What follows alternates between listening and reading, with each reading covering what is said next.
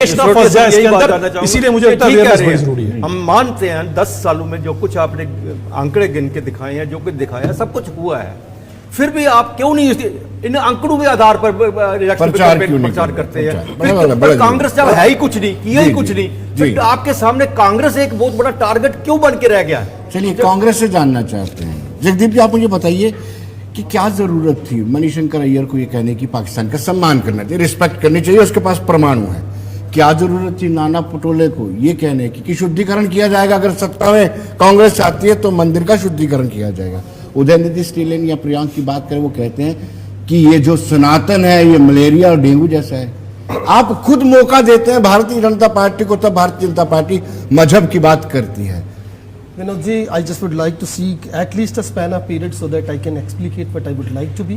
Initially, मैं वरिष्ठ पत्रकार जो हमारे साथी हैं आज, मैं इनसे विनय पूर्वक ये कहते हुए ये कहना चाहूँगा जी कि मैं आपकी बात से कतई सहमत नहीं। किस बात से? मैं बिल्कुल आ रहा हूँ उसमें। जैसे इन्होंने कहा कि जो जहरीले बयान है वो दो तरफा है, और इन्होंने ये कहा कि किसी भी पार्टी ने कोई कोर कसर नहीं छोड़ी। तो मैं बता दूँ कि जैसे ये भी इन्होंने कहा कि चुनाव जो है वो बुनियादी मुद्दों पर नहीं लड़ा जा रहा। I am quite stunned while hearing it, क्योंकि अगर आप कांग्रेस का घोषणा पत्र देखेंगे तो बेरोजगारी से लेकर भ्रष्टाचार तक और इसके साथ साथ गरीबी कुपोषण जैसे मुद्दों को हमने तरजीह दी है, और हमने बात की है लोगों के उन तमाम मसले मिसाइलों की जो प्रत्यक्ष अथवा परोक्ष रूप से लोगों से जुड़े हैं। घोषणा पत्र, आपके घोषणा पत्र आज तक किसी पॉलिटिकल पार्टी के बता दो मुझे इसने ठीक नहीं लिखा है, गलत लिखा है। कोई भी ऐसी पॉलिटिकल पार्टी का नाम ले लो जिसने लोगों के हित के लिए घोषणा पत्र नहीं लिखा। घोषणा पत्र सबके कागजों में दब के रह जाते हैं, जब आप स्टेज पे खड़े होते हैं घोषणा पत्र भूल जाते हैं। मैं चाहूंगा कि आप मुझे अपनी बात रखने दें, उसके बाद आप बात रखें, वरिष्ठ पत्रकार हैं।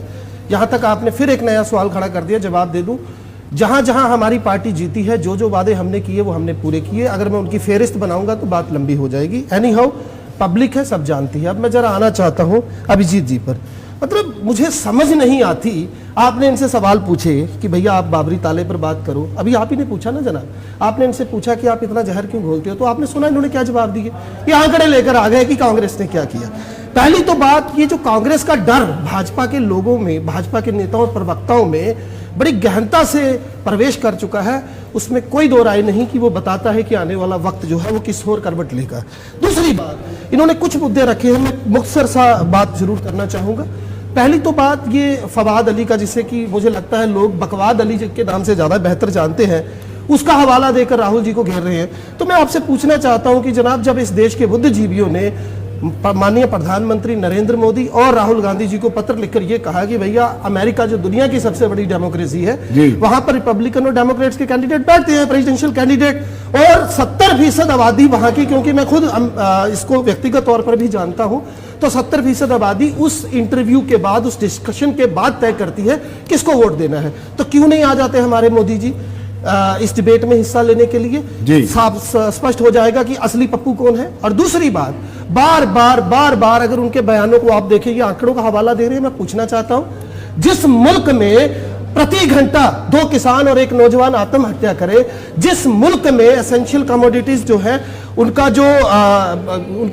उनका उपभोक्ता संबंधी जो उनका आंकड़ा है वो इतना नीचे आ जाए कि आज तक के पिछले सारे रिकॉर्ड तोड़ दे, और महंगाई की बात पर जब ये बात करते हैं बार बार, मैं इनसे पूछना चाहता हूं जनाब, कहां है आपका मेक इन इंडिया का शेयर? कहां है आपका स्किल इंडिया? कहां है आपका वो तमाम जो आप बड़े बड़े दावे करते थे, जितनी आपने योजनाएं लाई थी? आप नोटबंदी पर क्यों नहीं वोट मांगने जाते? आप क्यों उन तमाम 3 बिलों के ऊपर बात करते जिसको बाद में गोदी मीडिया ने मास्टर स्ट्रोक बताया था? जाइए ना पब्लिक में, बात कीजिए उनके ऊपर। आपके पास सिवाय कांग्रेस को कोसने के और है क्या? आपने पिछले 10 सालों में किया क्या जिसकी आप बात करेंगे? और मोदी जी के ऊपर मैं 2 मिनट लूंगा। मुझे पता है जब मैं बात करता हूं तो अभिजीत जी को अक्सर रहता है कि मैं फटाफट उत्तर दूं। पहले सवाल सुन ले फिर जवाब। झूठ बोला जिस तरीके से बीच में मत बोलिए। देखिए, माननीय प्रधानमंत्री मोदी जी की बात में बार बार क्यों करता हूं? क्योंकि मैं आहत हूं, वो मेरे भी प्रधानमंत्री हैं।